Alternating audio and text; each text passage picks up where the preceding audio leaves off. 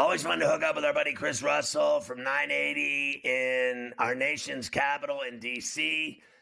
He's back on Coast to Coast because the Commanders are playing tomorrow night at Ford Field in Detroit, and they have been so exciting this year. I got to ask you first, Chris. Good to see you, buddy.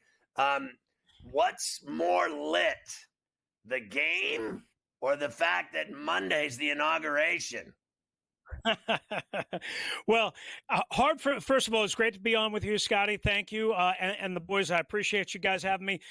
It's kind of hard to compare the two because one's in Detroit and one's obviously here, but I would say Ford Field is going to be absolutely just smoldering tomorrow night. I can't wait to get there. I haven't been there in 9 or 10 years, I think it is. And I've heard, just it gets louder and louder and louder and crazier. And you know this, Scotty, 8:00 game, Detroit. You got to do something with all those hours to stay warm outside, running around Detroit. You can't go to a stupid Pistons game. You got to drink, right? You got to have fun. You got to warm yourself. So these people are going to be locked and loaded by Saturday night at 8:00.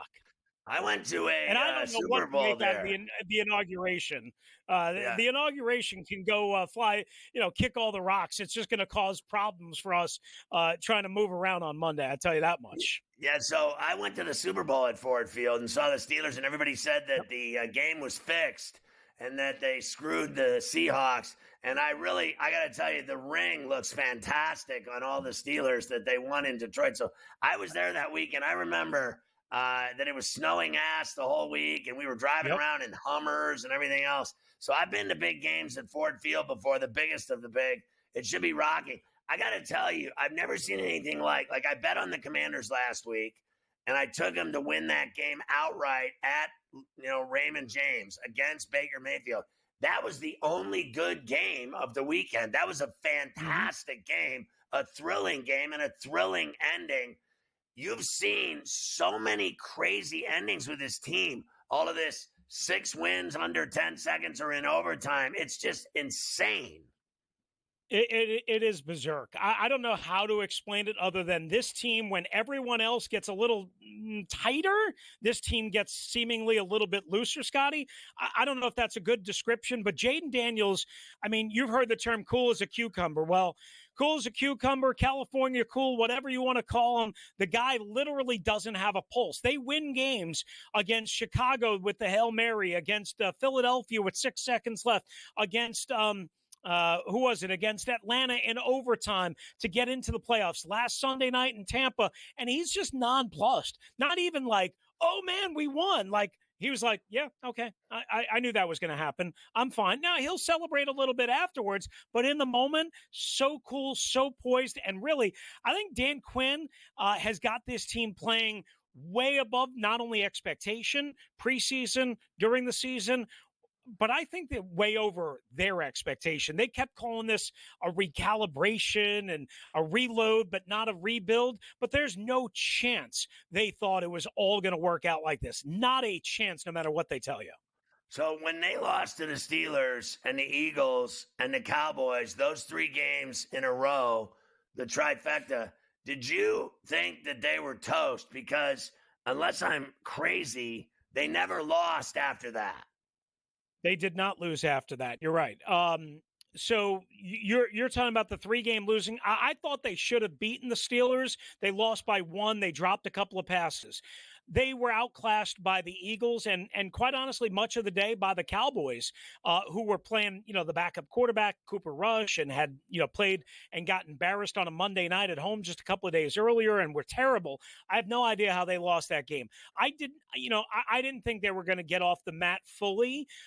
As a matter of fact, the next week they were playing Tennessee at home, Scott, and I picked them to lose that game, and they poured them a new one. They ran the ball for almost 270 yards against a pretty good defensive front. Now, unfortunately, that hasn't held up, that running game, that natural running game, which is how I think they beat the Lions on Saturday night. If they don't have that natural run game, the Brian Robinsons, Jeremy McNichols, a little sprinkle of Austin Eckler as a runner, and we saw him convert a 4th and 2 the other night in Tampa.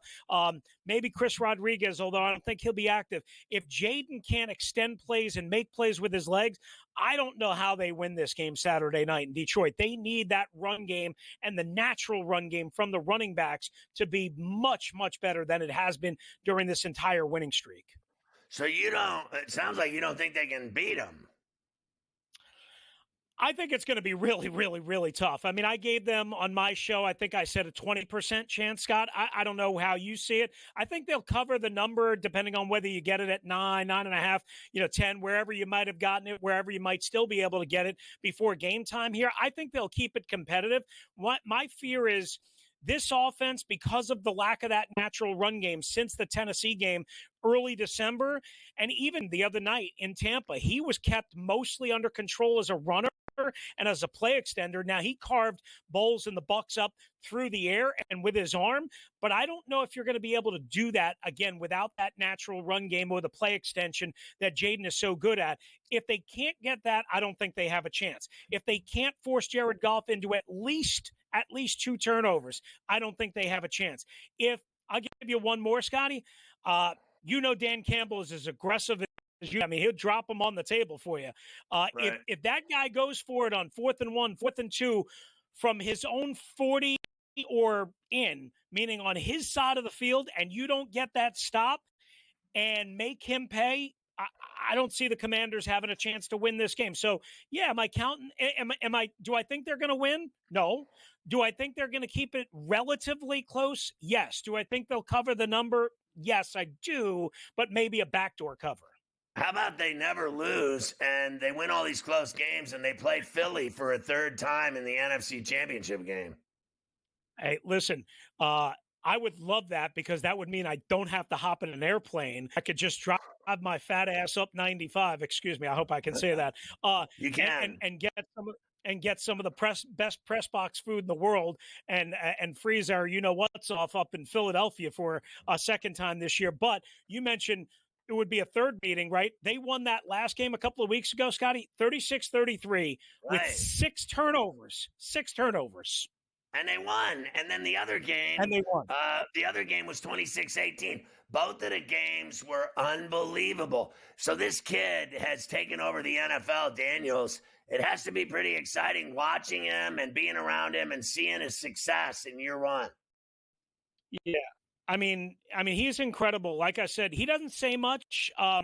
He's pretty religiously rooted. Some people are going to like that, mind that, not whatever. But he's been well raised. I covered Robert Griffin III, Scotty, from the day he walked in the door, and I got to know him really well. And I liked Robert in a lot of ways, but Robert was not authentic, in my opinion. He was not real. He was very self-conscious. Jaden is none of that.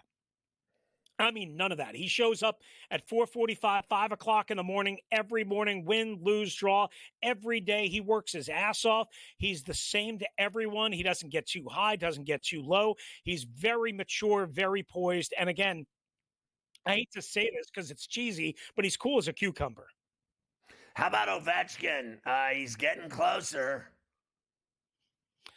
21 away. How about that goal last night in OT in Ottawa, right? I mean, I was just talking about that on my show before I joined you a little while ago.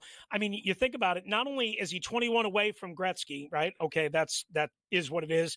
Unbelievable. Not only are the Caps in first place in the Eastern Conference, right? And they've been awesome all year. And I knew they were going to be good, but I'd be lying to you if I told you they were going to be this good. But he broke another freaking record on Thursday night. What was it, like the 180th goaltender he scored against in his career, breaking the record with Yager. I mean, every night, I shouldn't say every night, but most nights, the guy is going to do something that just makes your jaw drop. I can't believe that we're this close, quite honestly. Yeah, me neither. Chris, always great to see you. Enjoy the game. Enjoy Ford Field. We'll see you soon.